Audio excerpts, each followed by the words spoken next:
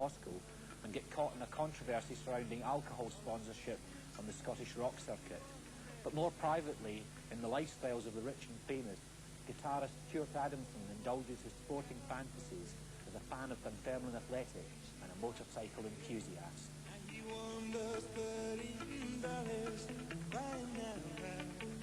Stuart Adamson, bagpipe guitarist extraordinaire, you've been brought into the cage to defend yourself. We're surrounded by these motorbikes. What's the connection between big country and the motorbiking scene?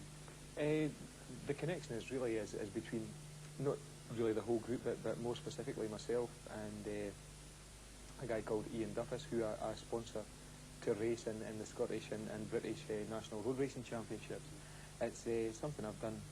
But I think we've been, Ian and I have been together now for I think about 5 seasons, and culminated last season in us winning all 3 of the Scottish Championships. That's the Junior, Senior and Premier, and some very good results in the British Championships. And this season, Ian actually for the first time won some British Championship races, and unfortunately recently injured his foot in an accident in Thruxton, I think it was it, and has been in plaster for the past month or so. And so it's an early end to the season for us, and really we're at the moment planning what bike we're going to be using next season and which races we're going to be competing in. Stuart, I'm obliged to ask you the journalistic question. Guitars and motorbikes, the classic big willy phallic symbols. I mean, how do you defend yourself? I think it's the duty of every rock musician really to be involved in motorsport at some sort of level. I think the fascination that musicians have for the internal combustion engine is one that is long lasting and very much a part of the musical tradition. I mean, right from the days of Elvis Presley and his throbbing Harley Davidsons to the up and current independent bands and their Vespa scooters. That's right. And you've also been involved in the famous Tennant's Lager thing. Is that something that's justifiable in terms of the motorbike scene? My involvement in the Tennant's thing is through the Music in Scotland Trust, which is a private body set up to develop opportunities and really the potential of young Scottish musicians.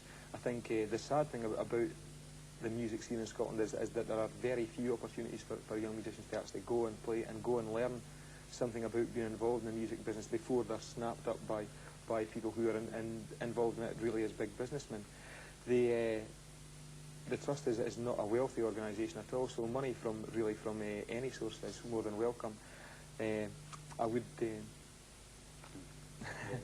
I would say that it's perhaps not the ideal situation to be involved with a company whose products are alcohol, obviously very much alcohol based. I think I'd much prefer it if money was coming from other sources. But I think money's money no matter who it comes from. And I think the important thing is to give young people information and give them a chance and let them make decisions for themselves. I think people have enough sense, and that you really can't set yourself up as a moral judgment on someone else's behaviour, and nor is it my job to do that. You have set yourself up as a moral judge of the fortunes of Dunfermline Athletic. Yeah, how are they to be morally judged at present? I think I have a great admiration for Jim Leishman, the manager, and for the club in general. I'd say it's a fascination I've had with the side since I was probably I think 8 years old when I first went there, which is 22 years ago for those pop fact finders out there.